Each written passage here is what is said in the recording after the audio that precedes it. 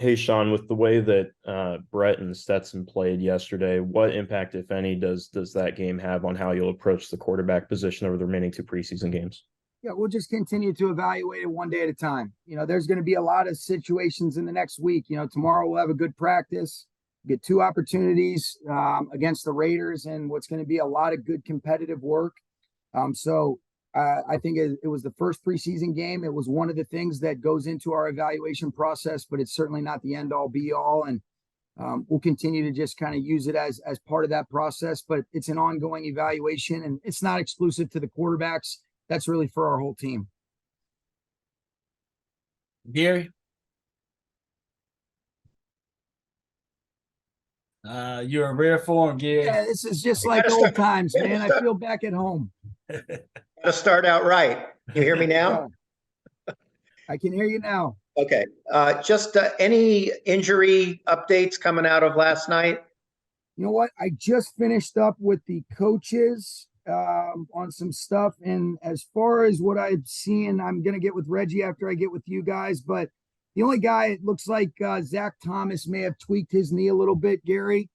But I don't have the specific information. And he'll be out for practice tomorrow, but I don't know if that'll mean he'll be out for, the upcoming week and how long that'll be. So I'll have that when I talk to you guys next, which is probably 2 weeks. In terms of going into those practices with the Raiders, what are you hoping to see from your starters? Some of the significant players that didn't play the other night won't play in those preseason games.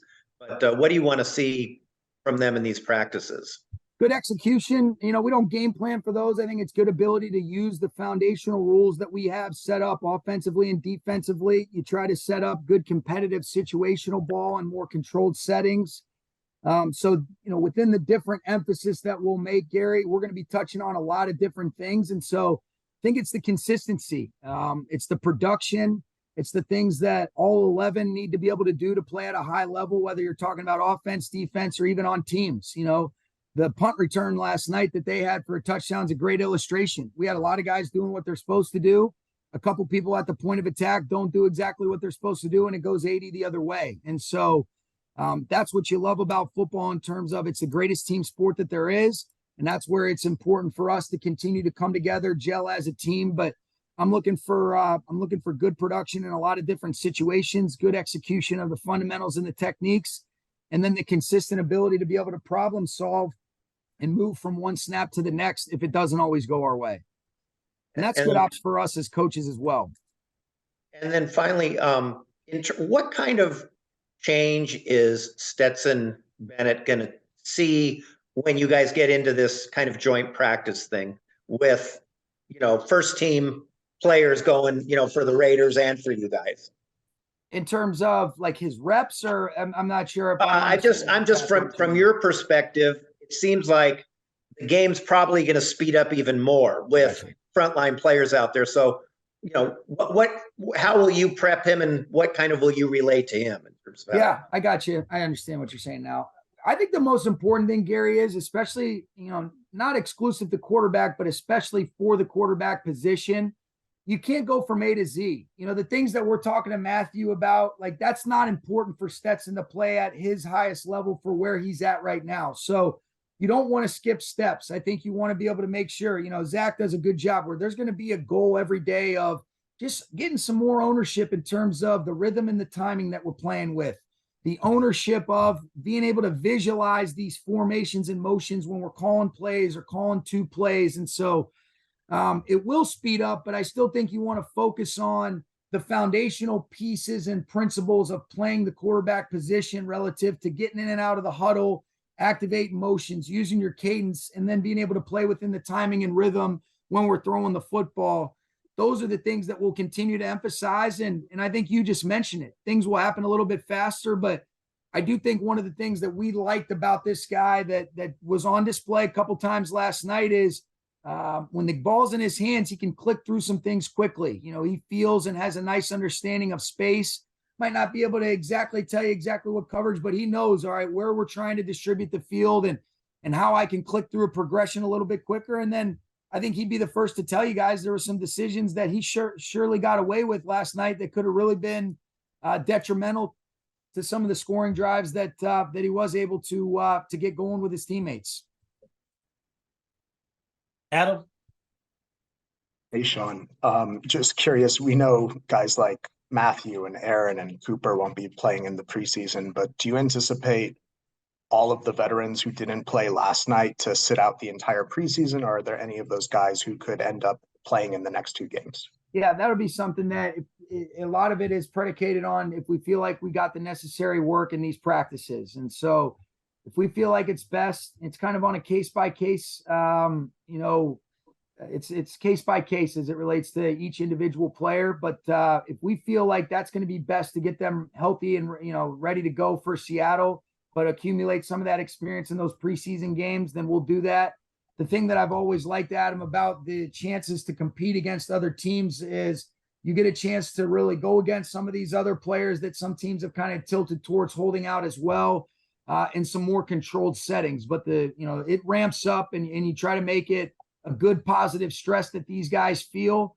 And if you can do that in a little bit more of a controlled setting, especially as it relates to the quarterback position, then that allows us to be able to tilt towards the side of saying, let's not play them 10 to 12 snaps. But that's something that we'll continue to evaluate. And there might be some guys that didn't play last night that we might play moving forward. And there'll be some guys that maybe didn't play as many snaps last night that we feel like they need to play more snaps moving forward. I mean, those are all part of the conversations that we have and that I was kind of having, which is why I was a little bit late to jump on here with you guys. So it's kind of ongoing. I know that doesn't really give you an answer, but it's the truth. And then Byron Young and Kobe Turner are both young guys who could be called on to contribute a lot this year. What are your points of emphasis for them after watching the film from last night? I think it's just continuing to understand, how the urgency is required, what kind of, conditioning you need to be in when you're playing real tackle football. Byron ended up playing 23 snaps. I was unfortunate to get the face mask because I thought that was a great effort where he worked an edge on the tackle, bowled him, and he's trying to fight to get, free and not connected to that guy as he's trying to make a great play and ends up kind of just clipping the face mask. With Kobe, I thought he did a really good job as the game went on. He only got 20 snaps, but he's a guy that he plays with a, relentless motor and effort, understands the techniques and the fundamentals that Eric Henderson and AC Carter are teaching, and think he's only going to get better. But both of those guys are guys that we are counting on. And I think that experience that they accumulated last night and moving forward will be very beneficial to them for them being ready to go for the season. Jordan? Sean, just checking to see if you have any clarity on whether Cooper is going to participate in joint practices this week. I don't on that yet. I would say it's more likely that he will not, but I don't have any clarity on that. I'll probably, like I said, once I talk to Reggie, I'll have a better idea. But I would think Denver's probably a more realistic goal, but there is a chance. He's feeling good and making good progress, but I don't know if we'll have him go this week. And then circling back to some of the pass rushers and then that interior defensive line, you mentioned a few weeks ago that you guys, before the draft unfolded and all of that, and even after the draft unfolded, you guys had sort of talked amongst each other about the possibility of adding a veteran at that group, either one of those groups.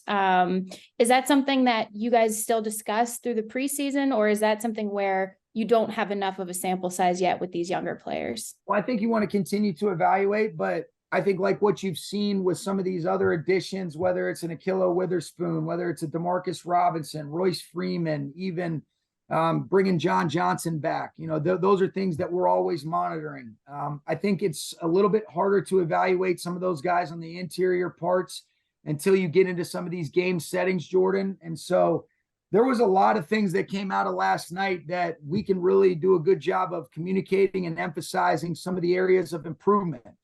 And it's not exclusive to one guy, but it's kind of a collaborative effort. And there is a lot of, there's a lot of guys that are continuing to learn on the fly. And I'm not going to make that, a crutch or an excuse, but I do think that the evaluation process is something that we'll continue to utilize in those experiences with the practices and the preseason games.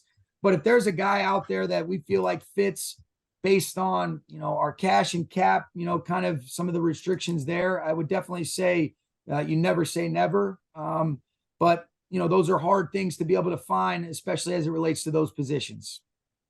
And then through this off season, you've been asked about a lot of questions about younger players, remembering names, things like that, how new everything feels. I'm kind of wondering, are there on-field, now that you've seen some live snaps, are there on-field moments where you've really, it's hit you how young some of these guys are and kind of where they have to go? Well, I just think even last night, you just go through things that you just take for granted in terms of, all right, how many guys on defense actually have the green dot? It's not like practice where we can have a couple guys.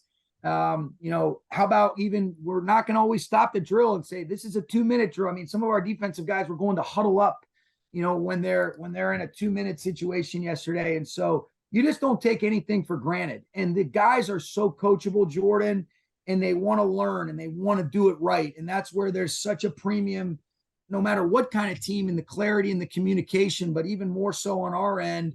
And I think it's just not taking things for granted that sometimes you get caught up doing, and you just assume that that they've got that, or that they're really thinking that way. And you're like, oh man.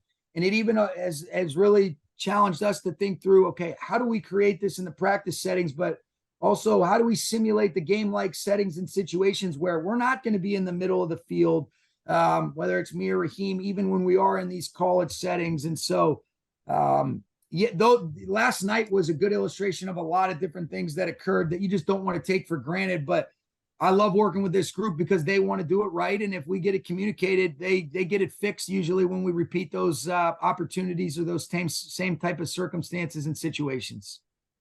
Thank you. You're welcome. Maria. Hey, Sean, talk a little bit about the growth that you've seen from last year to this year in Lance McCutcheon. Yeah, really conscientious guy, Maria. He didn't get a whole lot of opportunities. Thought he made a nice catch on the sideline last night on the play action that they challenged.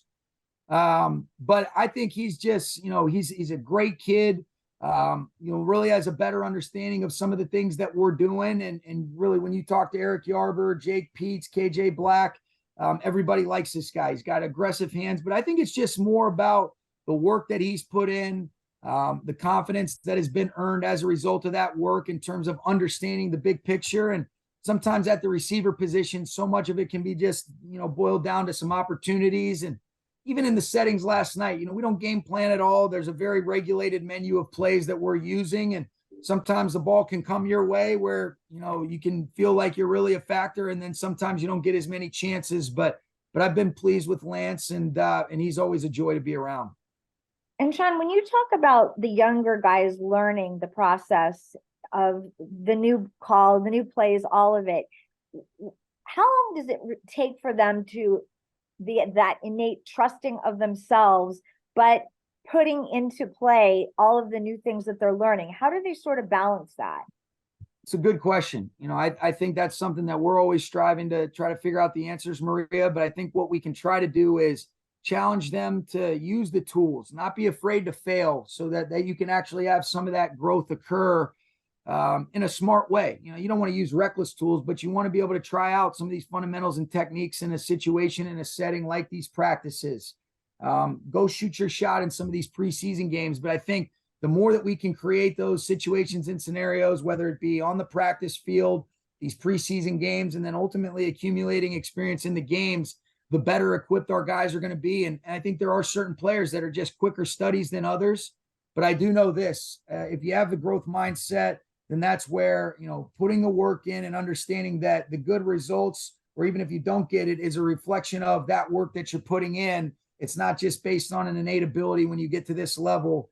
And that's something that, it's our job to create those types of situations and then be able to evaluate, all right, are they digesting it and are they understanding it? And I think understanding your learners and then being able to use the film as an evaluation tool to see how they're getting it done. It's a big part of, our job as coaches. And that's an ongoing thing that we continue to try to master.